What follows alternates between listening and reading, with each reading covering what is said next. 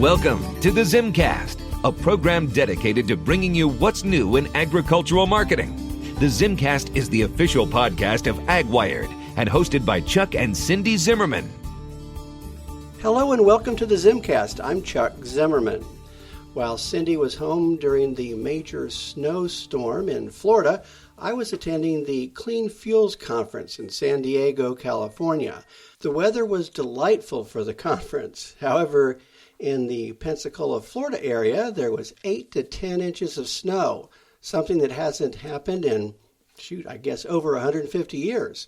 But it has all melted and we're mostly back to normal. So let's talk about clean fuels.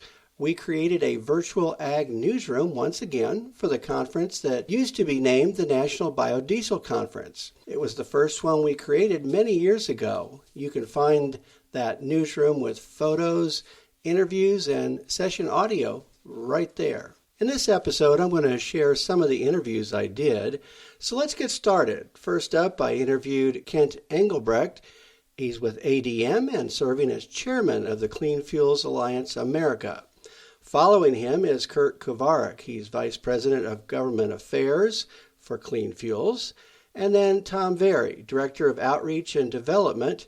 And to close things up, I interviewed Donnell Rehagen, CEO of Clean Fuels. So let's get started. At the Clean Fuels Conference, I'm visiting with Kent Engelbrecht. First of all, Kent, tell me a little bit about yourself. Oh, wow. I work for ADM. I've been with them for many years now, but I'm on the biodiesel trade desk. I do basically policy work now, federal, state, anything that has to do with the biofuel side of things. So you're the chair for Clean Fuels Alliance. What do you think about the conference this year so far? Wow, great attendance. Great. There seems to be some excitement here, although, there's lots of questions as to what the next year brings. So just like every year, but this year with the new administration, we've got opportunities and we've got challenges. Just same old stuff. Well, you're also chair for the California Advanced Biofuels Alliance. You were singled out for an initiative award. Tell us a little bit about the organization, why they got that award. California Advanced Biofuels Alliance has been, again, operating in California for many years. They've been having some great success policy-wise. In spite of some of the efforts in California, we continue to bring in more renewable fuels. 75% of all diesel pool in California is satisfied by biodiesel and renewable diesel. That's unheard of. California Advanced Biofuels Alliance is a small organization, works very well with Clean Fuels Alliance America. We use our resources wisely amongst those two organizations and help each other out. It's a big market here, and we're glad to be a big part of it. Well, congrats on that award. And also, before we would close here, what's your outlook? We're into a new presidential year. There's going to be some changes. We know that. What's your outlook? What do you think? Yeah, there will be some challenges. There will be some changes. I guess the good news is that we have built up a 5 billion gallon industry. It is something that we've demonstrated that we are a valuable part of the fuel supply, a valuable part of the story moving forward of America's energy dominance. We're there. We're a part of it, and so we need to be a part of it going forward, and we will be recognized as that. So we've got a great future ahead of us. Just figuring out our part to play is where we stand now. I'm just excited that there's next year, and it'll be in my home state on the other side of the country in Orlando. So we'll look forward to that. We will definitely see you there. All right. Thank you very much, Kent, for visiting with me here at the Clean Fuels Conference. I'm Chuck Zimmerman. At the Clean Fuels Conference, I'm visiting with Kurt Kovarik. And first of all, tell us what you do for Clean Fuels. Sure. I had Vice President of Federal Affairs, so I lead our Washington, D.C. advocacy and regulatory efforts on behalf of the organization.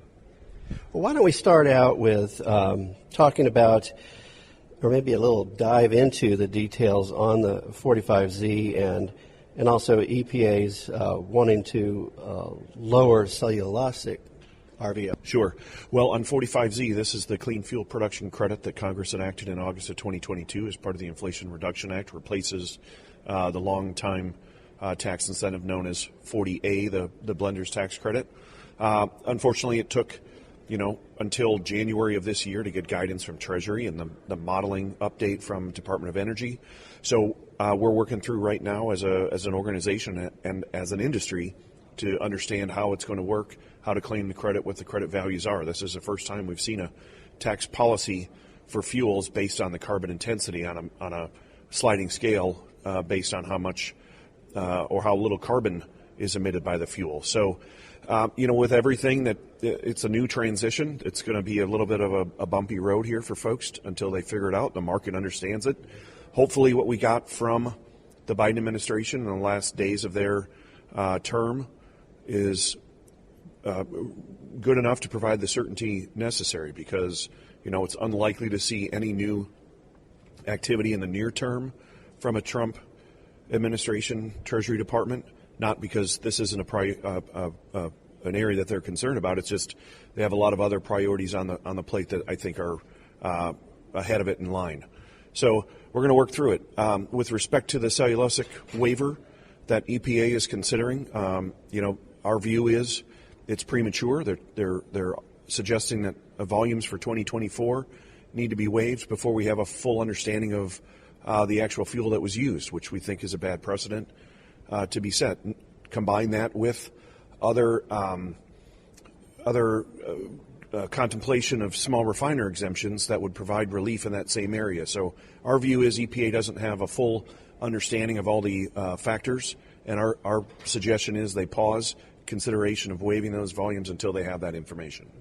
So with the work that you do and your staff and other organizations you work with, what do you see here outlook-wise as things move along in a new administration to get to sit down, talk to them, and hopefully finalize things like the 45Z, for example? Yeah, well, the first step is getting yourself familiar with the personnel that are coming in and making sure they understand our industry, our members, what it is we provide in terms of renewable fuel, benefit to the ag economy, to farmers, job creation, and domestic energy here at home. And one of the things, one of the pillars that we've heard from the president during the campaign and since, and in the executive orders this week, is about domestic energy dominance. And biofuels was mentioned in the executive order, pointing to that. So while Baby Drill gets the headlines, I think they recognize that biofuels are important. So,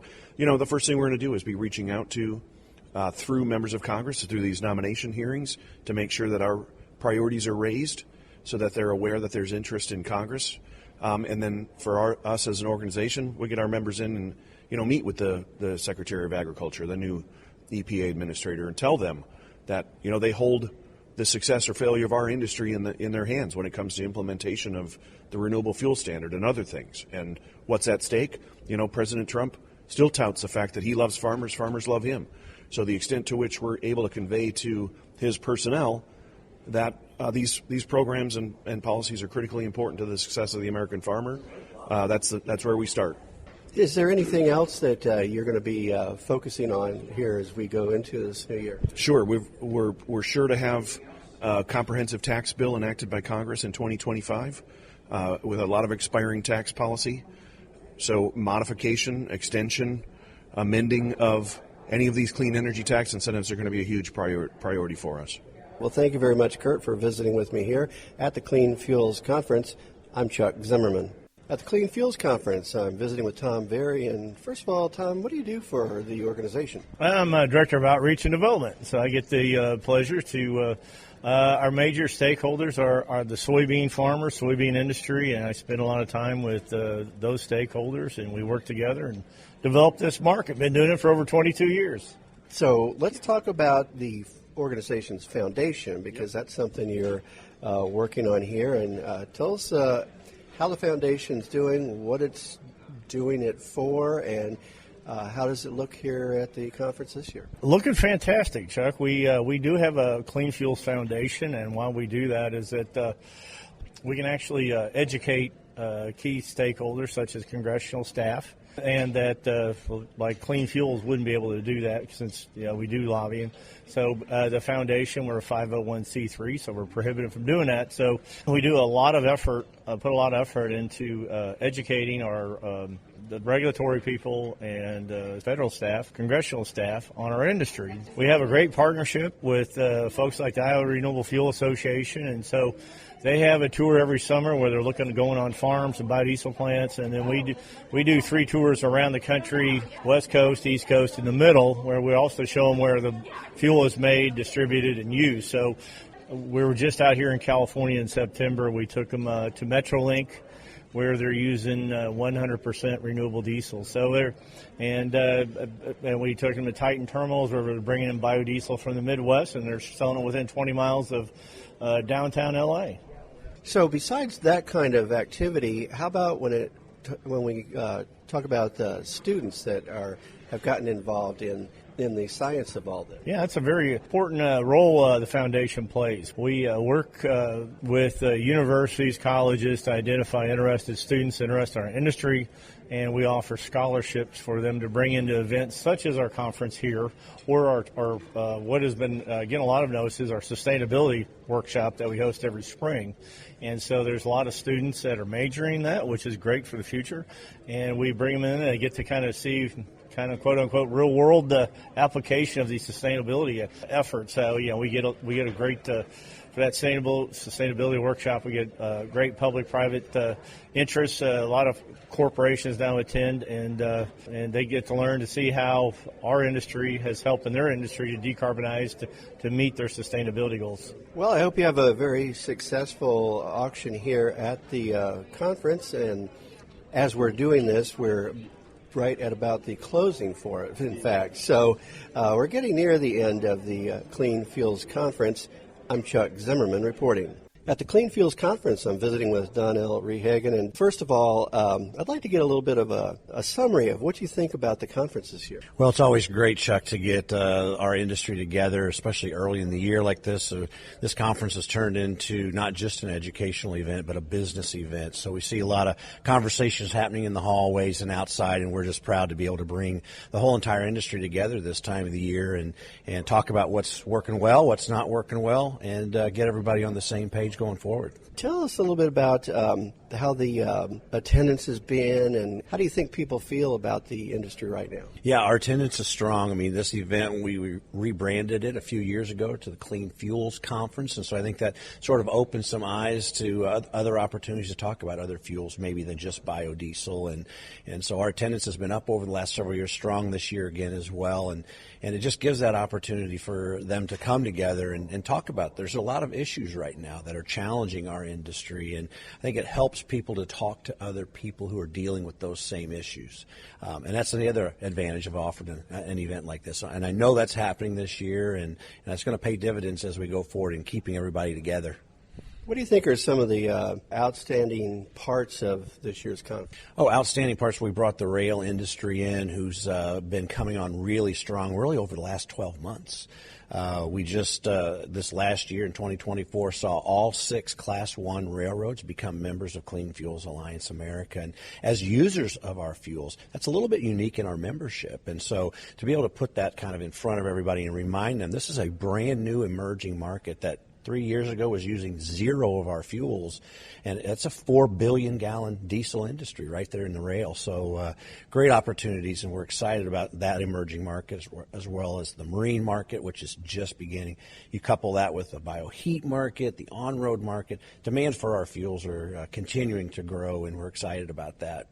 There's obviously been discussion in this of a new administration, and that being something that's just getting underway. As we leave this, what are the priorities? Well, the first priority is going to be to get the new administration to pick up where the last one left off on 45Z, which is our new tax credit system. And there's a little bit of uncertainty with what the Biden administration left us with. Some good progress, but just not enough clarity. And so we need to get that clarity out of the Trump administration. We need to finalize that rule so our fuel producers, our feedstock producers can know exactly what the values are. So that's number one. Number two is the RVOs again. Sounds like a broken record, but this 2025 is the last year of the 3 years that EPA set. And so we need to get this Trump administration again to prioritize that, get that rule out sooner rather than later so we can know what 2026 is going to look like and be ready to rock and roll. We've got a great team here to work on those kinds of things. We do. It's one of the things that makes me proud as the CEO. We've put together a great team. They're very dedicated, but what I like almost more than that is their passion. They're all in on renewable fuels and the fuels that our producers produce and our feedstock growers grow feedstocks for, and that can go a long way in delivering on what the things are that we need to solve and settle for the industry. And it's great to have a conference like this where we can put them on stage and display their talents. Well, I can tell you the way weather was this week, it was really nice to be back in San Diego, where we've been a couple of times in the years I've been here. And next year's looking pretty good to me, too. Well, I'll bet so, yeah. We're going to flip to the other side of the country. We're going to be back in Florida next year. And so we're going to be in Orlando. We've been in Orlando before. It's been a number of years. But Florida and California, obviously, two of the hot spots for our conference. And we'll expect a record crowd next year as well. Before we close, anything else you might want to say just about whether it's the conference or how Clean Fuels is doing as an organization? I think Clean Fuels, we look at our job as a trade association. Again, we don't sell fuels, we don't make deals, right? But our job is to create growing demand for the finished fuels. Our belief is as the demand for the fuels grows, the demand for the feedstocks will grow as well. And so, therefore, by creating new markets, growing markets, we're serving two constituencies, our feedstock growers and processors, but also our fuel producers. And so we're proud of the fact that we see these new and emerging markets. But our job is also to bring collaboration to the table. There's a lot of impacted organizations and entities, industries, agriculture specifically, that benefits from growth in our industry. And so collaborating with all the folks in agriculture, the louder the voice and the more unified we can be, the likelihood of success is greater, in Washington, D.C. All right. Well, thank you very much, Donnell, for letting me visit with you here as we're closing out the Clean Fuels Conference of 2025. I'm Chuck Zimmerman. In addition to the virtual Ag Newsroom on Ag Newswire, we also posted content onto the Clean Fuels Conference blog, which you can find if you just go to that newsroom. It's got a link there to the blog. Now that I've been catching up, I'm getting ready for the CattleCon 2025, working with the National Cattlemen's Beef Association. At the same time, Cindy will be at the Crop Insurance and Reinsurance Bureau annual meeting. It's just that busy time of the year. So that's the ZimmCast for now. I hope you enjoyed it, and thank you for listening. You've been listening to the ZimmCast, the official podcast of AgWired. Check us out at www.agwired.com to find out what's new in agricultural marketing.